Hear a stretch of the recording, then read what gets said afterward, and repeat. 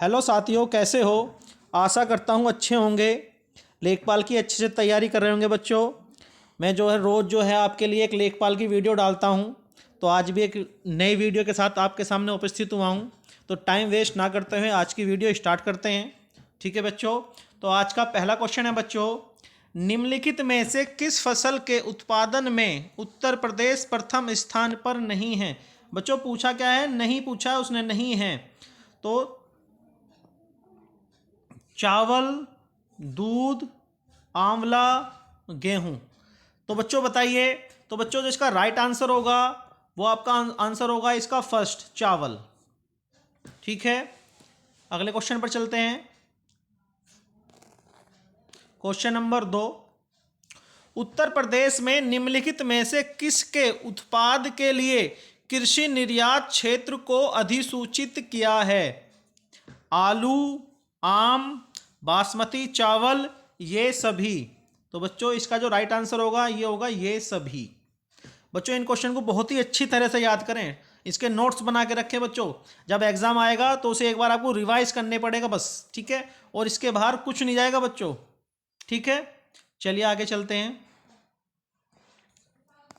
Question number 3, Uttar Pradesh में सिंचाई का सबसे सस्ता एवं मुख्य साधन क्या है? ट्यूबवेल, पंपिंग, रहट, नहर। तो बच्चों इसका जो राइट आंसर होगा वो होगा नहर। ठीक है बच्चों, ट्यूबवेल आप जानते ही हो क्या होता है, पंपिंग भी जानते हो। रहट एक नया वर्ड लग रहा होगा आपको। देखो रहट क्या होती थी बच्चों, पुराने ज़माने में सिंचाई का साधन था ये। बैलों द्वारा जो सिंचाई होती थी, कुएं द्वारा और बैलों द्वारा, उसे क्या बोलते थे हम? रहट बोलते थे। ठीक है बच्चों, नेक्स्ट चलते हैं। क्वेश्चन नंबर 4, गेहूं में प्रोटीन का प्रतिशत कितना होता है? 12%, 30%, 25%, 45%। तो बच्चों इसका जो राइट आंसर होगा वो होगा आपका 12%। बहुत ही इंपॉर्टेंट क्वेश्चन है बच्चों, बहुत बार पूछा गया परीक्षा में।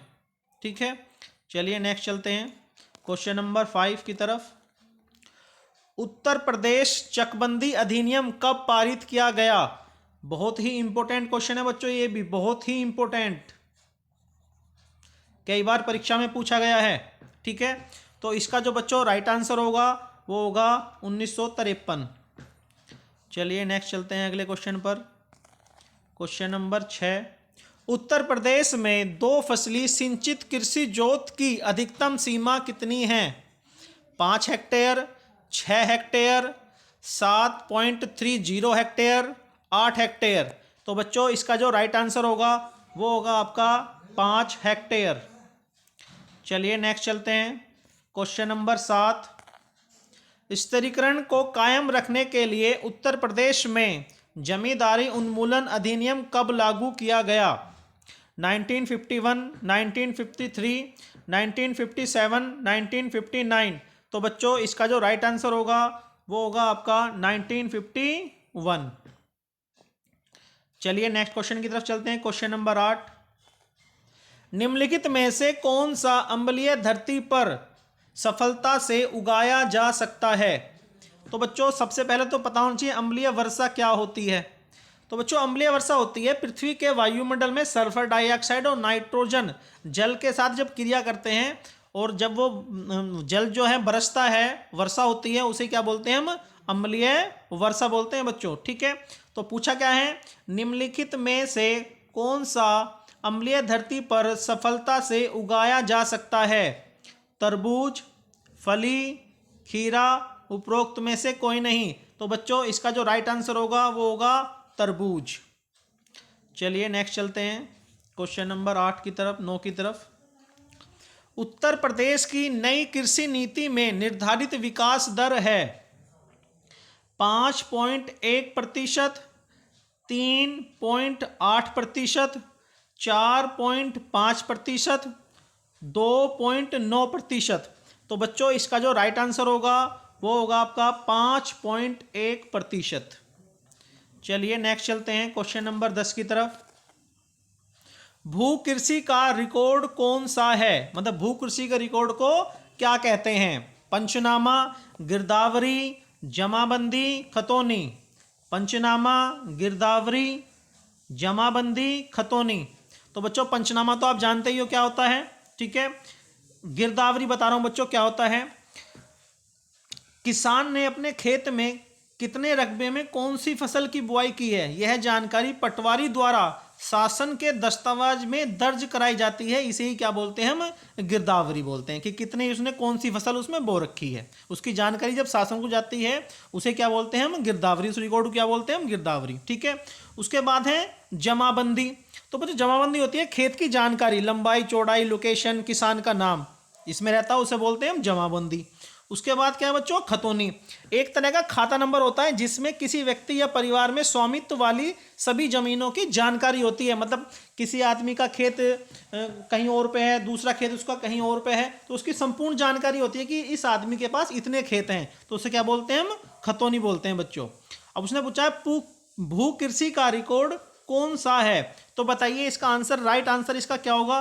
तो बच्चों इसका जो राइट आंसर होगा वो होगा आपका गिरदावरी, ठीक है बच्चों। नेक्स्ट चलते हैं, क्वेश्चन नंबर 11। एक बिस्वा का एक बीघा से क्या अनुपात है। तो बच्चों मैं इसकी एक वीडियो बना रहा हूं जिसमें आपको बिस्वा, बीघा, एकड़, हेक्टेयर सबकी संपूर्ण जानकारी मिलेगी। वो वीडियो या तो कल आ जाएगी या परसों आ जाएगी, और बहुत ही यूजफुल होगी आपके लिए वो वीडियो, ठीक है। तो बच्चों क्या पूछा है इस क्वेश्चन में, एक बिस्वा का एक बीघा से क्या अनुपात है। आपको पता है कि एक बीघा में कितने बिस्वा होते हैं, 20। तो क्या होगा इसका राइट आंसर बच्चों, इसका राइट आंसर होगा पहला, एक बिस्वा। चलिए नेक्स्ट चलते हैं, क्वेश्चन नंबर 12। एक एकड़ कितने वर्ग गज के बराबर होता है।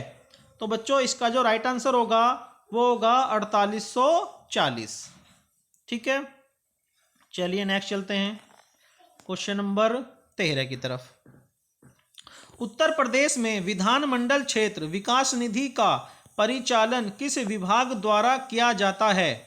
ग्राम विकास विभाग, पंचायती राज विभाग, समाज कल्याण विभाग, कार्यक्रम क्रियान्वयन विभाग। तो बच्चों इसका जो राइट आंसर होगा वो होगा आपका ग्राम विकास विभाग। चलिए नेक्स्ट क्वेश्चन पर चलते हैं, क्वेश्चन नंबर 14। उत्तर प्रदेश में भामर की तंग पट्टी कहाँ पाई जाती है। बच्चों बहुत ही इंपॉर्टेंट क्वेश्चन है, बहुत बार आया हुआ है, बहुत ही इंपॉर्टेंट क्वेश्चन है ये, बहुत ही बार आया हुआ है, ठीक है। मैदानी क्षेत्र, कंक्रीट क्षेत्र, तराई क्षेत्र, गंगा यमुना का क्षेत्र। तो बच्चों इसका जो राइट आंसर होगा वो होगा आपका तराई क्षेत्र, ठीक है। चलिए नेक्स्ट क्वेश्चन पर चलते हैं, question number 15। Sir Thomas Munro किस भू राजस्व बंदोबस्त से संबंध थे। स्थायी बंदोबस्त, महलवाड़ी बंदोबस्त, रैयतवाड़ी बंदोबस्त, इनमें से कोई नहीं। तो बच्चों इसका जो राइट आंसर होगा वो होगा आपका थर्ड, रैयतवाड़ी बंदोबस्त। चलिए नेक्स्ट चलते हैं अगले क्वेश्चन पर, 16। विशिष्ट कृषि में किसान अपने जोत से अपनी कुल आय का कम से कम कितने प्रतिशत प्राप्त करता है।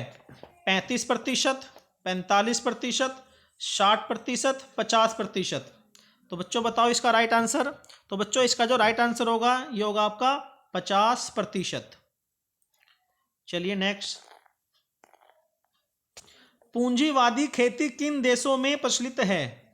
तो बच्चों पूंजीवादी खेती वर्ड आया है, इसमें शब्द आया है। सबसे पहले हमें पता होना चाहिए कि पूंजीवादी खेती होती क्या है। तो जो पूंजीवादी खेती वो होती है जब किसान जो है अपने उपयोग के लिए ना उसे बेचने के पर्पज से कृषि करता है, उसे क्या बोलते हैं हम, पूंजीवादी कृषि। तो उसने पूछा है क्वेश्चन में पूंजीवादी खेती किन देशों में प्रचलित है। रोमानिया एवं पोलैंड, ब्रिटेन एवं अमेरिका, यूक्रेन एवं अर्मेनिया, ये सभी।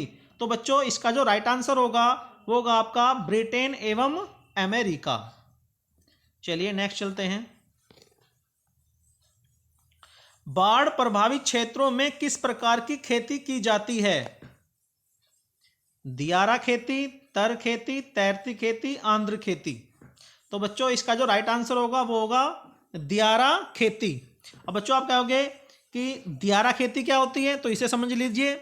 जिन क्षेत्रों में वर्षा ऋतु में अक्सर बाढ़ आ जाती है और फिर बाढ़ का पानी वापस चला जाता है तो उसके बाद जो खेती होती है उसे क्या बोलते हैं हम? दियारा खेती।